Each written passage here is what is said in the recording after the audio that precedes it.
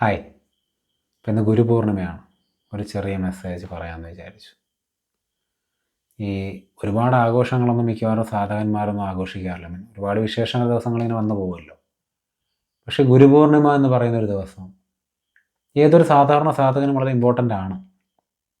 കാരണം എല്ലാ മനുഷ്യൻ്റെയും ഒരു ആത്മീയ യാത്രയിൽ ഗുരു എന്ന് പറയുന്നത് വളരെ ഇമ്പോർട്ടൻ്റ് ആണ്. എൻ്റെ ജീവിതത്തിൽ വളരെ ഇമ്പോർട്ടൻ്റ് ആണ്. എനിക്ക് എന്ത് ചെയ്യണം എന്നറിയാൻ പറ്റാവുന്ന സാഹചര്യത്തിൽ എന്താണ് ചെയ്യേണ്ടതെന്ന് പറഞ്ഞു തന്നൊരു ഗുരുവാണ്. ഞാൻ ചിന്തിച്ച് തീരുമാനിച്ച ഒരു തീരുമാനം ഞാൻ ജീവിതത്തിൽ നടപ്പിലാക്കിയിട്ടില്ല ഇതുവരെ. ആ ഒരു ഫ്ലോയിൽ അന്ന് ആ ഗുരു എന്നെ തള്ളിയ ആ ഒരു പുഷിലാണ് ഞാൻ ഇപ്പോഴും പോയിക്കൊണ്ടിരിക്കുന്നത്. എൻ്റെ ഗുരു എന്നോട് 2 കാര്യമേ പറഞ്ഞിട്ടുള്ളൂ.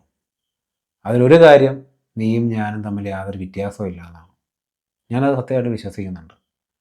ആ വിശ്വാസമാണ് എന്നെ മുമ്പോട്ട് കൊണ്ടുപോകുന്ന എൻ്റെ സ്ട്രെങ്ത് എന്ന് പറയുന്നത്. ഇതുപോലെ തന്നെയാണ് ഒരുവിധം ആളുകളുടെ എല്ലാവരുടെയും ജീവിതത്തിൽ ഗുരുവാണ് അവരെ നയിക്കുന്ന ഒരു വലിയ ഘടകം. ഇപ്പോൾ എനിക്കൊരു ഗുരുവില്ല എന്ന് ഒരിക്കൽ ഒരു കൃഷ്ണഭക്ത എന്നോട് പറഞ്ഞിട്ടുണ്ടായിരുന്നു. അപ്പോൾ ഞാൻ അവരോട് ചോദിച്ചു, നിങ്ങൾ ശരിക്കും കൃഷ്ണനെ ഉപാസിക്കുന്നുണ്ടെങ്കിൽ കൃഷ്ണൻ തന്നെയാണ് നിങ്ങളുടെ ഗുരു. പുറമേ കാണുന്ന ഗുരു അപ്പോഴും കൃഷ്ണനാണ്. യഥാർത്ഥ ഗുരു എവിടെയാണെന്നുള്ള ചോദ്യം. യഥാർത്ഥ ഗുരു നമ്മുടെ ഉള്ളിലാണല്ലേ, ഹൃദയത്തിലാണ്. യഥാർത്ഥ ഗുരു ഉള്ളിലാണ്, അവിടേക്ക് നോക്കൂ എന്ന് വഴി കാണിച്ചു തരുന്ന ആളാണ് എക്സ്റ്റേണൽ ഗുരു എന്ന് പറയുന്നത്. എനിക്ക് ആ ഗുരു രമണ മഹർഷിയായിരുന്നു. പക്ഷെ അവിടെ അവസാനിക്കുന്നതല്ല ഈ ഗുരുവിൻ്റെ ഒരു മഹത്വം, അല്ലെങ്കിൽ ഒരു ഗുരുവിൻ്റെ ഒരു സ്ഥാനം എന്ന് പറയുന്നത്. ഗുരു ശരിക്കും പറഞ്ഞാൽ സ്നേഹമാണ്. സ്നേഹം എൻ്റെ ജീവിതത്തിൽ എപ്പോഴും പ്രതിഫലിക്കുന്ന സമയത്തെല്ലാം എന്നോടൊരാൾ സ്നേഹം കാണിക്കുമ്പോൾ, എനിക്ക് വേണ്ടി ഒരാളുടെ നല്ല കാര്യം ചെയ്യുമ്പോഴൊക്കെ ഞാൻ ഗുരുവിനെ ഓർക്കും. ഞാനൊരു പാഠം ഒരാളിൽ നിന്ന് പഠിക്കുമ്പോൾ, ഇപ്പോൾ എന്നെ ഒരാൾ സ്നേഹത്തോടെ എന്നോട് പെരുമാറുമ്പോൾ, എനിക്കൊരു സ്നേഹത്തിലൊരു കാര്യം ചെയ്തു തരുമ്പോൾ എനിക്ക് ഗുരുവിനെ മാത്രമല്ല ഓർമ്മ വരുന്നത്, ആ കാണുന്ന വ്യക്തി എനിക്ക് ഗുരുവായിട്ട് തോന്നും. അപ്പം അങ്ങനെ നോക്കിയാൽ എനിക്ക് ഒരുപാട് ഗുരുക്കന്മാരുണ്ട്. ഞാൻ എന്തെങ്കിലും ഒരു ചെറിയ കാര്യം തന്നെ പഠിച്ചിട്ടുണ്ടെങ്കിൽ അതാരിൽ നിന്നാണോ ഞാൻ പഠിച്ചത് അവരെയൊക്കെ ഞാൻ എൻ്റെ ഗുരുവായിട്ടാണ് കാണുന്നത്. ഈ ആത്മീയതയിലൊന്നും ഒരു താല്പര്യമില്ലാത്തതിൻ്റെ ഒരു സുഹൃത്തുണ്ട്, അദ്ദേഹത്തെ പോലും ഞാൻ എൻ്റെ ഗുരുവായിട്ടാണ് കാണുന്നത്. കാരണം അദ്ദേഹത്തിൽ നിന്ന് ഞാനൊരു വളരെ ഇമ്പോർട്ടൻ്റ് ആയിട്ടുള്ളൊരു കാര്യം പഠിച്ചിട്ടുണ്ട്. അദ്ദേഹം എപ്പോഴും പറയുന്നൊരു കാര്യത്തിൽ നിന്ന്. അതിപ്പോൾ എനിക്ക് വീഡിയോയിൽ പറയാൻ പറ്റുന്ന കാര്യമല്ല, അത്ര ഭംഗിയുള്ള മലയാള ഭാഷയല്ല അത്. എനിവേ, അപ്പോൾ നിങ്ങൾ ആരിൽ നിന്നെങ്കിലും എന്തെങ്കിലും പഠിച്ചിട്ടുണ്ടെങ്കിൽ അവർ നിങ്ങളെ ഗുരു തന്നെയാണ്. അത് മാതാപിതാക്കളാവാം, സ്കൂളിലെ ടീച്ചറാവാം, വഴിയരികിൽ കിടക്കുന്ന ഒരു പിച്ചക്കാരൻ പോലും ആവാം. അവരിൽ നിന്ന് പോലും എനിക്ക് ചിലതൊക്കെ പഠിക്കാൻ പറ്റിയിട്ടുണ്ട്. ഒരു വെറുതെ കിടന്നുറങ്ങുന്ന പൂച്ചക്കുട്ടി എന്നെ പഠിപ്പിച്ചിട്ടുണ്ട് ചില കാര്യങ്ങൾ. സോ നമ്മുടെ ഉള്ളിലേക്ക് നോക്കാനും, ഇനി അതൊന്നുമല്ല, നമ്മളെ എന്തെങ്കിലും ഒരു കാര്യം ആരെങ്കിലും പഠിപ്പിച്ചിട്ടുണ്ടെങ്കിൽ അവർക്ക് നമ്മളെ ഗുരു തന്നെയാണ്. പിന്നെ ഈ ഗുരു എന്ന് പറയുന്നത് ഒരു മനുഷ്യരൂപത്തിൽ തന്നെ സംഭവിക്കണമെന്നങ്ങനെ നിർബന്ധമൊന്നുമില്ല. ഗുരു ഏത് രൂപത്തിലും വരാം. പ്രകൃതിയായി, കാറ്റായി, ഒരു മൃഗമായൊക്കെ വരാം, മരമായി വരാം. ഇനി ഇതൊന്നുമില്ലെങ്കിലും ഗുരുവിന് തൻ്റെ ആത്മസ്വരൂപമായിട്ട് തന്നെ വിളങ്ങി നിൽക്കാൻ സാധിക്കും. നിങ്ങളുടെ ഉള്ളിലുള്ള ആ ഒരു സത്യം, അത് തന്നെയാണ് യഥാർത്ഥ ഗുരു. ആ ഗുരു ഫിസിക്കലായിട്ട് മാനിഫെസ്റ്റ് ചെയ്യണം നിർബന്ധമൊന്നുമില്ല. അത് ഉള്ളിൽ തന്നെ ഇരുന്ന് നിങ്ങളുടെ ഉള്ളിലേക്ക് അങ്ങ് വലിച്ചാൽ മതി. അതിന് വേറെ എക്സ്റ്റേണൽ ആക്ടിവിറ്റിയുടെ ഒന്നും ഒരാവശ്യമില്ല. അതാണ് ഗുരുവിൻ്റെ ഒരു മഹത്വം എന്ന് പറയുന്നത്. അപ്പോൾ പിന്നീട് at the end of the സാധനം നമുക്ക് ഗുരുവിനെ ഉപേക്ഷിക്കേണ്ടി വരുമെന്ന് പറയാറുണ്ട് പൊതുവെ. അപ്പോഴും നമ്മൾ ഉപേക്ഷിക്കുന്നത് എക്സ്റ്റേണൽ ഗുരുവിനെയാണ്, ഇൻറ്റേർണൽ ഗുരുവിനെ അല്ല നമ്മൾ ഉപേക്ഷിക്കുന്നത്. ഇൻറ്റേർണൽ ഗുരുവിനെ നമുക്ക് ഉപേക്ഷിക്കാൻ സാധിക്കില്ല. നമ്മുടെ ഉള്ളിലെ ഗുരുവിനെ നമുക്ക് ഉപേക്ഷിക്കാൻ സാധിക്കില്ല. നമ്മൾ അവസാനം ആ ഗുരുവുമായിട്ട് ഇങ്ങനെ മെർജ് ആവുകയാണ് ചെയ്യുന്നത്. പിന്നീട് നമ്മളും ആ ഗുരുവും തമ്മിൽ യാതൊരു വ്യത്യാസവും ഉണ്ടാവില്ല. അതൊരു വല്ലാത്ത അനുഭൂതിയാണ്. ഈ ഗുരു സ്നേഹമാണെന്ന് ഞാൻ പറയാൻ കാരണം, നമ്മൾ പല ബന്ധങ്ങളിലും യഥാർത്ഥ സ്നേഹം അറിയാറില്ല. ഇപ്പം ഹസ്ബൻഡ് വൈഫ്, ലവേഴ്സ്, മാതാവ്, കുട്ടി, അച്ഛൻ, അങ്ങനെ പല ബന്ധങ്ങൾ നമ്മുടെ ജീവിതത്തിൽ ഇങ്ങനെ വന്നു പോകുമല്ലോ. ഈ ബന്ധങ്ങളൊന്നും ചിലപ്പോൾ നമുക്ക് ഒരു യഥാർത്ഥ ലവ് തന്നെന്ന് വരില്ല. കാരണം യഥാർത്ഥ ലവ് വളരെ അൺകണ്ടീഷണലാണ്. നമ്മുടെ അമ്മയും അച്ഛനും പോലും ചിലപ്പോൾ നമ്മളിൽ നിന്ന് എന്തെങ്കിലുമൊക്കെ പ്രതീക്ഷിക്കും. അപ്പോൾ അത് അൺകണ്ടീഷണലാണെന്ന് പറയാൻ പറ്റില്ല അല്ലേ. എന്തെങ്കിലും പ്രതീക്ഷിച്ച് കഴിഞ്ഞാൽ അത് കണ്ടീഷണലായി കഴിഞ്ഞു. നമ്മുടെ മക്കളും അങ്ങനെയാണ്, നമ്മുടെ പാർട്ട്ണർ അങ്ങനെ ആയിരിക്കും, ആരോ ആവട്ടെ, എല്ലാവരും നമ്മളിൽ നിന്ന് എന്തെങ്കിലുമൊക്കെ പ്രതീക്ഷിക്കുന്നുണ്ട്. പക്ഷെ ഒന്നും പ്രതീക്ഷിക്കാത്ത ഒരാൾ എപ്പോഴും ഗുരുവായിരിക്കും. കാരണം ഗുരുവിന് നിങ്ങളിൽ നിന്നൊന്നും വേണ്ട. നിങ്ങളിൽ നിന്ന് ഒരു കാര്യവും ഗുരുവിന് ആവശ്യമില്ല. ഗുരു എന്നിട്ട് നിങ്ങൾക്കൊരു കാര്യം തരാൻ വേണ്ടിയാണ് വരുന്നത്. എന്താണ് തരാൻ വരുന്നത്? ഒരു ഉപദേശം. എന്താണ് ആ ഉപദേശം? യഥാർത്ഥ ഗുരു നിൻ്റെ ഉള്ളിലാണ്, അങ്ങോട്ട് നോക്കൂ എന്നുള്ളത്. നിങ്ങൾ അങ്ങോട്ട് നോക്കാൻ തയ്യാറായാൽ അത് തന്നെയാണ് ഗുരുവിന് കൊടുക്കുന്ന ഏറ്റവും വലിയ ദക്ഷിണ. നിങ്ങൾ രമണ മഹർഷിയെ ആത്മാർത്ഥമായി സ്നേഹിക്കുന്നുണ്ടെങ്കിൽ, നിങ്ങൾ അദ്ദേഹം നിങ്ങളുടെ ഉള്ളിലാണ് സത്യം എന്ന് പറഞ്ഞ കാര്യം നിങ്ങൾ വിശ്വസിക്കുക എന്നുള്ളതാണ് നിങ്ങൾ അദ്ദേഹത്തിന് കൊടുക്കുന്ന ഏറ്റവും വലിയ ഗുരുദക്ഷിണ എന്ന് പറയുന്നത്. അല്ലാതെ മറ്റ് ഫിസിക്കൽ ആക്ടിവിറ്റികളൊന്നുമല്ല. നിങ്ങൾക്ക് നിങ്ങളുടെ ഉള്ളിലേക്ക് നോക്കി സ്വയം തിരിച്ചറിഞ്ഞാൽ സാധിച്ചു കഴിഞ്ഞാൽ, നിങ്ങളുടെ ഗുരു ആര് തന്നെ ആയാലും അവർക്ക് നിങ്ങൾ ചെയ്യുന്നതിലുള്ള ഏറ്റവും മഹത്തായ ഒരു ദക്ഷിണ അല്ലെങ്കിൽ ഒരു ഗിഫ്റ്റ് എന്നൊക്കെ പറയുന്നത് അത് തന്നെയായിരിക്കും. സോ ലൈഫ് എന്ന് പറയുന്നത് ഒരു ഭയങ്കര ഷോർട്ടായിട്ടുള്ള സംഭവമാണ്. നമ്മൾ ഈ ഫിസിക്കൽ റിയാലിറ്റിയുടെ ടൈമും ലൈഫും ഒക്കെ എക്സ്പീരിയൻസ് ചെയ്യുന്ന ആൾക്കാരാണ്. അപ്പോൾ അങ്ങനെ നമ്മൾ ജീവിച്ചു പോകുന്നൊരു ചെറിയ കാലയളവേ ഉള്ളൂ. ചിലപ്പോൾ നമുക്ക് വലുതായിട്ട് തോന്നും, പക്ഷേ ശരിക്കും നമ്മൾ അവെയറായിട്ടിരിക്കുകയാണെങ്കിൽ ആ സമയം കൊണ്ട് ഈ ഒരു ലൈഫ് ടൈം അങ്ങ് പോകും. അപ്പോൾ ആ ഒരു ചെറിയ കാലയളവ് വളരെ വൈസായിട്ട് ഉപയോഗിക്കുക. നിങ്ങൾ ആരിൽ നിന്ന് എന്ത് പഠിച്ചാലും പഠിച്ചിട്ടുണ്ടെങ്കിൽ അയാൾ ഗുരുവാണെന്ന് മറക്കാതിരിക്കുക. അയാൾക്ക് വേറെ ഒരുപാട് ഫ്ലോസ് ഉണ്ടായിരിക്കാം, അതൊരു പ്രശ്നമല്ല. നിങ്ങളെ സഹായിച്ചോ, നിങ്ങളെ ആത്മാവിലേക്ക് നോക്കാൻ നിങ്ങളെ പ്രേരിപ്പിച്ചോ എന്ന് മാത്രം നോക്കിയാൽ മതി. അപ്പോൾ ആത്മാവായ യഥാർത്ഥ ഗുരു മറ്റ് ഫിസിക്കൽ ഫോമിലും മറ്റ് അനുഭവങ്ങളുമായിട്ടൊക്കെ ഇങ്ങനെ വിളങ്ങിക്കൊണ്ടിരിക്കും. അപ്പം നിങ്ങളുടെ അടുത്ത് ഒരു ഗുരുവിൻ്റെ, ഒരു ഫിസിക്കൽ വ്യക്തിയിലൂടെ ഒരു മഹാ അനുഗ്രഹം, ഒരു മഹാ ജ്ഞാനവാക്ക്, ആ സ്വരൂപം നിങ്ങൾക്ക് പറഞ്ഞു തരും. അതിനർത്ഥം നിങ്ങൾ ആ ഫിസിക്കൽ ഗുരുവിന് പറയുന്ന എല്ലാ കാര്യങ്ങളും അക്സെപ്റ്റ് ചെയ്ത് അയാളുടെ കാലം കഴിയുന്നവരവിടെ അടിമയായി കഴിയണം, അങ്ങനെയൊന്നുമല്ല. ആത്മാവ് നിങ്ങൾക്ക് തരേണ്ട അറിവുകൾ തന്നുകൊണ്ടേയിരിക്കും.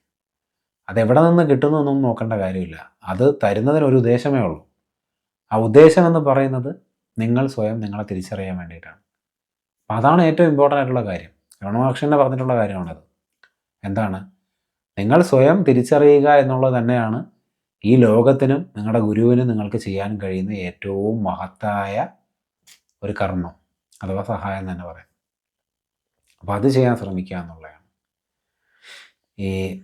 ഇപ്പം എനിക്ക് ഏറ്റവും കൂടുതൽ മെസ്സേജൊക്കെ വരുന്ന പല ഗുരുക്കന്മാരെ പറ്റി വീഡിയോ ചെയ്യൂ, ഇവർ ഫേക്കാണോ, ഇവർ റിയലാണോ എന്ന് ചെയ്യുമെന്നാണ്. നമുക്ക് ഇറ്റ് ഡസൻറ്റ് മാറ്റർ. എല്ലാ മനുഷ്യൻ്റെ ഉള്ളിലും, എന്തിന് മനുഷ്യനെന്ന് പറയണം, എല്ലാ ജീവജാലങ്ങളുടെ ഉള്ളിലും വിളങ്ങുന്നൊരു ആത്മസ്വരൂപമുണ്ട്. നിങ്ങളുടെ ഉള്ളിലുമുണ്ട്. നിങ്ങൾ നിങ്ങളുടെ ആത്മസ്വരൂപത്തിൽ വിശ്വസിക്കുകയാണെന്നുണ്ടെങ്കിൽ അത് തന്നെയാണ് നിങ്ങളുടെ ഗുരു. നിങ്ങൾക്ക് പിന്നെ വേറൊരു ഫിസിക്കൽ ഗുരുവിൻ്റെ ആവശ്യമില്ല. നിങ്ങളുടെ വിശ്വാസം സത്യമാണെങ്കിൽ, നിങ്ങളുടെ വിശ്വാസത്തിന് ആത്മാർത്ഥതയുണ്ടെങ്കിൽ ആ ഗുരു നിങ്ങളെ നയിച്ചോളും. നിങ്ങൾ ചെയ്യുന്ന സാധനയിൽ എന്തെങ്കിലും തെറ്റുണ്ടെങ്കിൽ നിങ്ങൾക്ക് കാണിച്ചു തരും, യാതൊരു സംശയവും വേണ്ട. പിന്നെ ഫിസിക്കൽ ഗുരു അപ്പിയർ ചെയ്യും, അത് ചിലപ്പോൾ അപ്പിയർ ചെയ്യാതിരിക്കും. അതൊക്കെ നിങ്ങളുടെ കർമ്മം പോലെ ഇരിക്കും. ഈ അപ്പിയർ ചെയ്യുന്ന ഗുരു എങ്ങനെയാണ് ഫിസിക്കൽ ഗുരു എന്ന് നമ്മൾ തിരിച്ചറിയുന്നതിനോട് ഒരാൾ ചോദിച്ചിട്ടുണ്ടിരിക്കും. അതുകൊണ്ട് ഈ പറഞ്ഞ സിമ്പിളാണ്. നിങ്ങളുടെ മനസ്സിലെ ചിന്തകൾ കുറച്ച് നിങ്ങൾക്ക് മനസ്സമാധാനം ഉണ്ടാക്കി തന്ന് നിങ്ങളുടെ ആത്മസ്വരൂപമായി സ്വസ്ഥാവസ്ഥയിലിരിക്കാൻ നിങ്ങളെ സഹായിക്കുന്നവൻ ആരോ, അവർ നിങ്ങളുടെ ഗുരുവാണ്. അതൊരു ജീവിയായിരിക്കാം, ചിലപ്പോൾ ഒരു മനുഷ്യനാവണമെന്നില്ല. അത് നിങ്ങളുടെ ഗുരു തന്നെയാണ്. അപ്പോൾ ആ ഒരു സ്വസ്ഥാവസ്ഥയിൽ നിന്ന് പിന്നെ ആത്മസ്വരൂപത്തിലേക്കൊരു യാത്ര. ആത്മസ്വരൂപത്തിലെത്തുമ്പോൾ നിങ്ങൾ യഥാർത്ഥ ഗുരുവിനെ അറിഞ്ഞിരിക്കും. പിന്നീട് ആരാണ് ഗുരു അല്ലാത്തതെന്ന് തിരിച്ചറിയാൻ നിങ്ങൾക്ക് ബുദ്ധിമുട്ടൊന്നും ഉണ്ടാവില്ല. പിന്നെ നമ്മുടെ വിശ്വാസം, നമ്മൾ എന്തിലേക്ക് നോക്കുന്നു എന്നുള്ളതിനൊരു ക്വാളിറ്റി ഉണ്ട്. ഇപ്പോൾ ഒരു ഫ്രോഡ് ഗുരുവാണെന്ന് വിചാരിക്കുക. ഇപ്പം ആത്മീയത എന്നുള്ള പേരിൽ ഒരുപാട് വ്യാപാരം നടത്തുന്ന, വെറുതെ ആളെ കൂട്ടാൻ വേണ്ടി കെട്ടുകാഴ്ച കാണിക്കുന്ന ഒരു ഗുരുവാണെന്ന് തന്നെ വിചാരിക്കുക. നിങ്ങൾക്കത് അറിയില്ലായിരിക്കാം. നിങ്ങൾ ആ ഗുരുവിൽ ആത്മാർത്ഥമായി വിശ്വസിക്കുകയാണെന്നുണ്ടെങ്കിൽ, നിങ്ങളുടെ വിശ്വാസവും ആത്മാർത്ഥതയൊക്കെ സത്യമാണെന്നുണ്ടെങ്കിൽ, നിങ്ങളുടെ ഉള്ളിൽ യഥാർത്ഥ ഗുരു ഉണ്ടല്ലോ എപ്പോഴും, ആ ഗുരു നിങ്ങൾക്ക് യഥാർത്ഥ വഴി കാണിച്ചു തന്നിരിക്കും. ചിലപ്പോൾ ഈ ഫ്രോഡ് എന്ന് പറയുന്ന വ്യക്തിയിൽ നിന്ന് തന്നെ നിങ്ങൾക്ക് കിട്ടേണ്ട യഥാർത്ഥ ജ്ഞാനം ലഭിക്കാനുള്ള വഴി അതുണ്ടാക്കും. രമണ മഹർഷി എപ്പോഴും എംഫസൈസ് ചെയ്ത് പറഞ്ഞൊരു കാര്യമാണത്. നിങ്ങളുടെ ഉള്ളിൽ തന്നെയാണ് യഥാർത്ഥ ഗുരു, മറക്കാതിരിക്കുക എന്നുള്ളത്. നിങ്ങളുടെ ഉള്ളിലെ യഥാർത്ഥ ഗുരുവിനെ അറിയുന്നതാണ് നിങ്ങളുടെ ഫിസിക്കൽ ഗുരുവിന് കൊടുക്കാൻ കഴിയുന്ന ഏറ്റവും വലിയ ഒരു ഗുരുദക്ഷിണ എന്ന് പറയുന്നത്. നിങ്ങൾ സാധകനാണെങ്കിൽ നിങ്ങൾ കൃത്യമായി ചെയ്യുന്ന സാധനയാണ് ഗുരുദക്ഷിണ. അത് മറക്കാതിരിക്കുക. പിന്നെ സ്നേഹം, ഞാൻ പറയാം, അൺകണ്ടീഷണൽ ലവ്. നിങ്ങളുടെ ഗുരുവിനോട് ഗുരുവിനെ നിങ്ങൾ തിരിച്ചറിയുന്ന മൊമെൻറ്റിൽ നിങ്ങൾക്ക് ഗുരുവിൻ്റെ അടുത്തൊരു അൺകണ്ടീഷണൽ ലവ് ഉണ്ടാവും. ആ അൺകണ്ടീഷണൽ ലവ് ചിലപ്പോൾ അത് തന്നെ ഒരു കെട്ടുപാടായി വരാൻ സാധ്യതയുണ്ടല്ലേ. പക്ഷെ സാരമില്ല, നിങ്ങളുടെ ആത്മസ്വരൂപം നിങ്ങളെ എത്തിക്കേണ്ടിടത്ത് എത്തിച്ചിരിക്കും. അൺകണ്ടീഷണൽ ലവ് സംഭവിക്കുമ്പോൾ അത് തന്നെ ഒരു എക്സാമ്പിളാണ് എന്താണ് യഥാർത്ഥ ആത്മസ്വരൂപത്തിൻ്റെ ഒരു രൂപമെന്ന് മനസ്സിലാക്കി, അല്ലെങ്കിൽ അനുഭവമെന്ന് മനസ്സിലാക്കി തരുന്ന ഒരു ഫീലിംഗാണ് ഈ അൺകണ്ടീഷണൽ ലവ് എന്ന് പറയുന്നത്. ഞാനപ്പോൾ ലവിനെ എംഫസൈസ് ചെയ്ത് പറയുന്നത് സ്നേഹം ഗുരുവും ഒന്നാണ് തിരിച്ചറിയാൻ വേണ്ടിയിട്ടാണ്. ഈ ഗുരുവും സ്നേഹവും എന്ന് പറയുന്നത് 2 വാക്കുകൾ എനിക്ക് സിനോണിംസാണ്, 2 പര്യായ പദങ്ങളാണ് എനിക്ക്. കാരണം ഗുരുവിൻ്റെ അടുത്ത് നിന്നാണ് നമ്മുടെ യഥാർത്ഥ സ്നേഹം അറിയുന്നതെന്ന് ഞാൻ വിചാരിക്കുന്നു. അത് നമുക്ക് പലരിൽ നിന്നറിയാൻ സാധിക്കും. ഇപ്പോൾ എൻ്റെ ജീവിതത്തിൽ എൻ്റെ അച്ഛൻ, അമ്മമ്മ ഇവരൊക്കെ എനിക്ക് ഗുരുക്കന്മാരാണ് ശരിക്കും പറഞ്ഞു കഴിഞ്ഞാൽ. അവരിൽ നിന്നൊക്കെ ഞാൻ പലതും പഠിച്ചിട്ടുണ്ട്, സ്നേഹം അറിഞ്ഞിട്ടുണ്ട്. പലപ്പോഴും ഒരു 3 വയസ്സിൽ താഴെയുള്ള കുട്ടികൾ, അവരിൽ നിങ്ങൾക്ക് കാണാൻ സാധിക്കും അൺകണ്ടീഷണലായ ലവ്. ചിലപ്പോൾ നായക്കുട്ടിയിൽ കാണാൻ സാധിക്കും. അത് വാക്കുകൾ കൊണ്ട് പറഞ്ഞറിയിക്കാൻ വലിയ ബുദ്ധിമുട്ടാണ്. നമ്മൾ ശരിക്കും അത് നിങ്ങളെ ഗുരുവിനെ തിരിച്ചറിയുന്ന നിമിഷം, അല്ലെങ്കിൽ നിങ്ങളെല്ലാം അർപ്പിക്കാൻ തയ്യാറാവുന്ന നിമിഷം. ഈ ശരണാഗതിയെ പറ്റി പറഞ്ഞിരുന്നല്ലോ ഞാൻ. ഈ ശരണാഗതി ആ അൺകണ്ടീഷണൽ ലവിലുള്ള വിശ്വാസ്യതയാണ്. അതുപോലും ആ ശരണാഗതി യഥാർത്ഥ ശരണാഗതി സംഭവിക്കുന്ന പ്രോസസ്സിൽ തന്നെ ആത്മാനുഭൂതി ഉണ്ടാവും. അത് സ്നേഹമായിട്ടായിരിക്കും നമ്മൾ ആദ്യം അറിയുന്നത്, പിന്നീട് സ്വസ്ഥാവസ്ഥ. അങ്ങനെ. ഓക്കെ, വീഡിയോയുടെ ലെങ്ത് കൂടി പോകുന്നു തോന്നുന്നു. സാരമില്ല. ഇറ്റ്സ് എ സിമ്പിൾ മെസ്സേജ് ഇത്രയേ ഉള്ളൂ. നിങ്ങളുടെ സാധന നിങ്ങൾ കൃത്യമായി ചെയ്യുക. നിങ്ങളുടെ ആത്മസ്വരൂപത്തിലേക്ക് നിങ്ങൾ സ്വയം നോക്കിക്കൊണ്ടേയിരിക്കുക. എപ്പോഴും അതാണ് നിങ്ങളെ ഏതൊരു ഗുരുവിനും കൊടുക്കാനും കഴിയുന്ന യഥാർത്ഥ ഗുരുദക്ഷിണ. നിങ്ങളുടെ ഉള്ളിലാണ് യഥാർത്ഥ ഗുരുവെന്നും മറക്കാതിരിക്കുക. അത് ഫിസിക്കൽ ഫോമിൽ ഓബിയസ്ലി അപ്പിയർ ചെയ്യും, പലപ്പോഴും സംഭവിക്കും. പക്ഷേ എന്നിരുന്നാലും നമ്മുടെ ഉള്ളിൽ നമ്മളെ കാത്തിരിക്കുന്ന ഗുരുവിനെ നമ്മൾ മറന്നു പോകാതിരിക്കുക. Thank you.